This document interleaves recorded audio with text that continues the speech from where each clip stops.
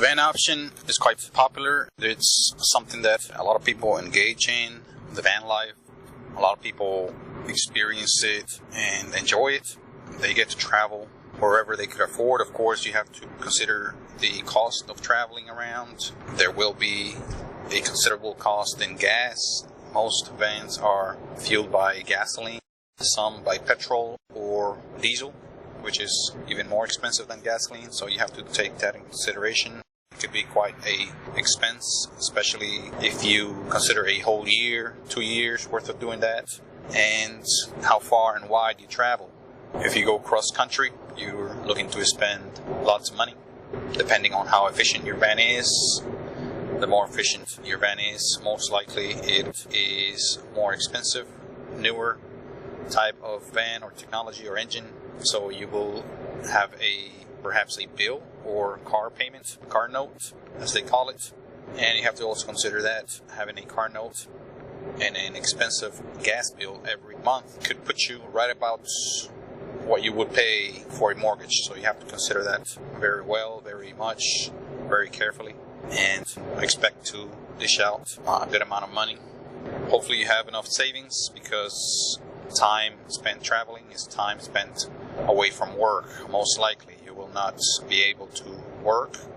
Some of you may be able to comfortably afford that and be fine with that. Many of us may not. Cost of living is quite high in many areas of the country. Also, you have to consider paying for food, paying for, yes, sometimes you may have to stay in a hotel for not so much comfort, although that's a big part of that, but also for necessary things, such as showering, just laying down safely in a bed, in a room that's relatively safe, as in contrast from sleeping in a van. I have done that myself, and trust me, it may be a jarring and unnerving experience, depending on what area of the country you are at the time. If you're within a city, it could be quite loud, it could be quite disturbing when it comes to traffic, sirens blaring all over the place in many areas of the country, especially big cities, larger cities, medium-sized cities. And also there is a considerable danger, considerable risk in living the van life. There's always that risk, even in the country, even in the wild, of other people detecting your location, detecting your presence there, and perhaps not having your best interest in mind and attempting to do some harm. They may attempt to do some harm, whether it's one person or more. They may attempt to break in, vandalize your property or vehicle, vandalize you. They may attempt to rob you, or worse, they may attempt to somehow hurt you or take you for ransom. You have to consider all these possibilities. They may attack you violently. They may threaten you. They may even kill you. It has happened. I suspect it will continue happening, although not so often, hopefully. And although the risk is relatively small, depending on the area again, it is, however, a very real risk and a reality to consider when going on the road like that. I would guess that people of poor health, poor facilities as far as financial savings, financial prowess, financial assets, having pretty much that facility of having items and assets so you can use to go on the road. If you don't have those, then that may not be an option for you. That may not be a recommended option anyway for you to go out on the road. You have to be pretty much in very good health, or at least decent health, to be able to not only do a lot of things on your own as far as fixing breakages, fixing things that may go bad or may fall into disrepair, but also just living quite uncomfortably many times and sleeping out on the road, coping with the stresses out there, and perhaps fend off attacks, threats. You may have to be ready for that. I don't recommend being armed, lethally armed. That is just not something I believe in.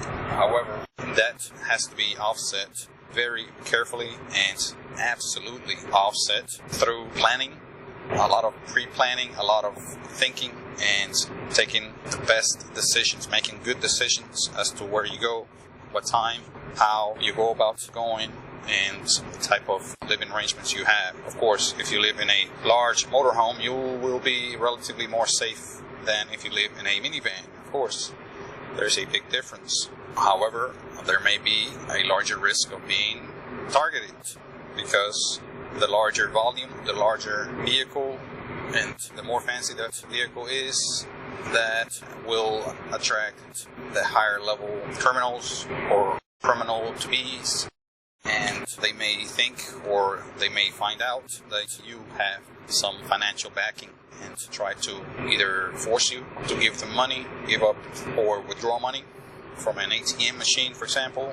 or they may force you to give up some cash if you have any, some assets, some goods, valuables that you may have around. So you may have to be very careful where you go, how, when, all of that, whether it's dark, whether it's going to be nighttime by the time you get to a certain spot. You have to, again, be very mindful, very wary of your surroundings. And again, that could cause a lot of stress, that could cause a lot of unease, and you have to very much plan your movements. Some of you may decide to arm yourselves. Some of you may decide to have some sort of security system installed. It is up to you and your capabilities, your state of mind, of course, your health, psychological health especially, but also your physical health.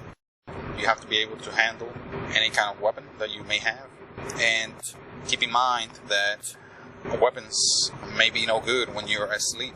Weapons may be no good when you're unaware of danger, or if caught red-handed, as they say, or unprepared. If you're on your own, even if you're with someone else, or some other people, you may not see danger coming. Attacks may be sudden, and you may not be able to grab any weapon. Your weapon may also be a danger to yourself, not only because they provide the opportunity, potential of someone grabbing it, stealing it, taking hold of it, taking possession of it, and using it against you, perhaps, or just taking off with it, and then you're out of a expensive piece of asset. Very hard to locate and retrieve any kind of stolen weapon. I've seen it, I've heard of it, and very, very difficult to get hold of that. And of course, there remains the danger of that weapon being used for crimes, not only against you, but also against others. And then, since that weapon is most likely registered to your name, to your person, then that could bring trouble coming your way. So it is risky, it is a huge liability and responsibility to have weapons. So I really personally don't recommend it. But again, if you wish to pursue that route, you may wish it best of luck. Brain power, I believe, is more potent, more powerful, more far-reaching, and perhaps could keep you safe and alive and healthy a lot more than a meager and dangerous weapon, keeping it around. Weapons could also be harmful to people that are in very much stressful situations. You could be under severe lack of sleep conditions. You could be experiencing insomnia. You could be experiencing all kinds of stress, and that could deem you a very vulnerable person as far as health goes and otherwise. And you can potentially hurt yourself or others with those weapons that you were keeping around. That's why it is a huge liability and risk and responsibility for not only you, but those around you. So again, that's why I don't really recommend going that route.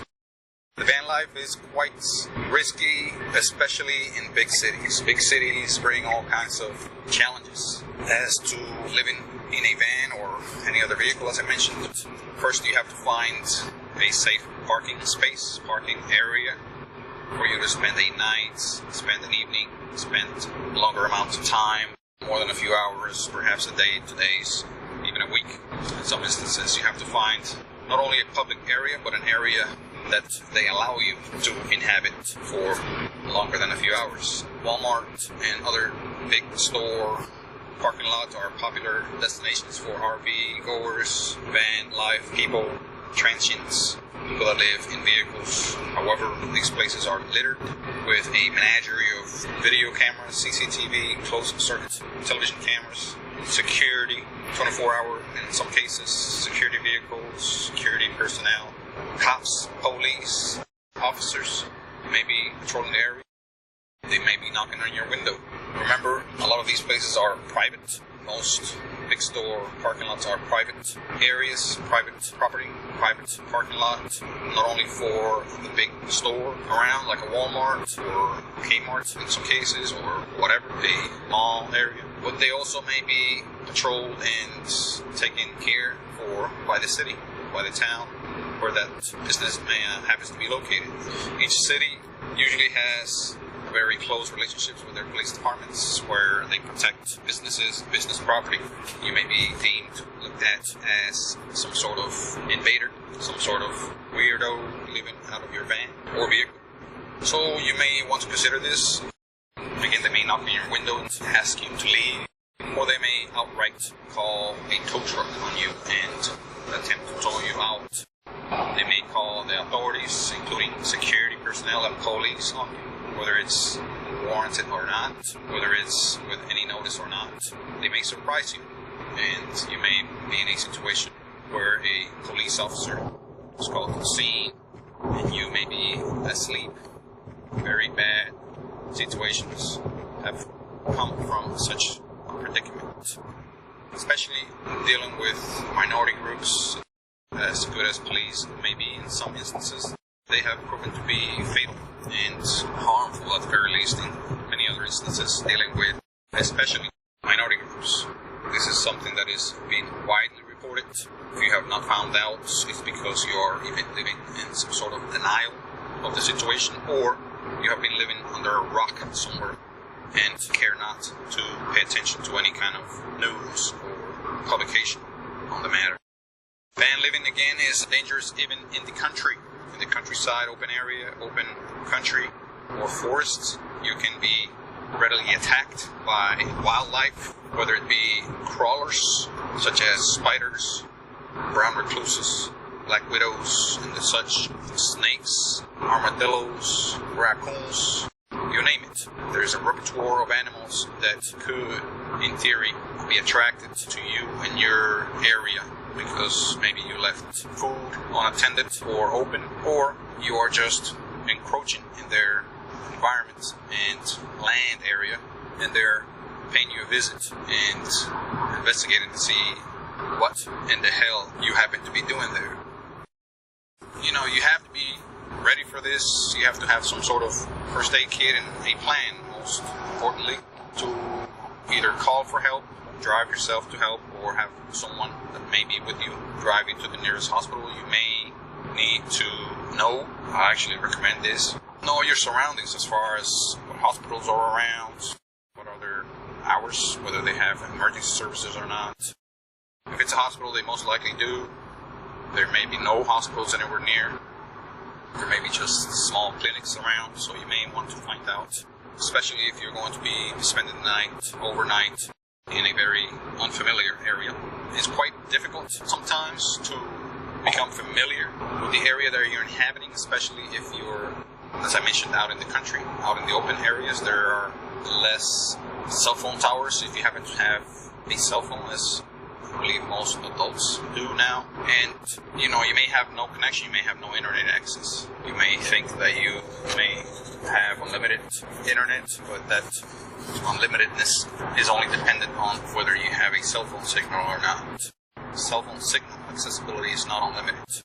Going by experience, every time I drive out of any town or city center more than 40 miles, my cell phone signal becomes sketchy and weak, in many instances non-existent, and you know, it dies out altogether. So that is something you have to consider and be ready. You may choose to have radio, whether it's two-way, walkie-talkie, CB, or even go as far as getting into ham, which is usually your FM transceiver, transmitter receiver. You may want to acquire one of these CB or ham radios. They're not that much, especially the handheld type.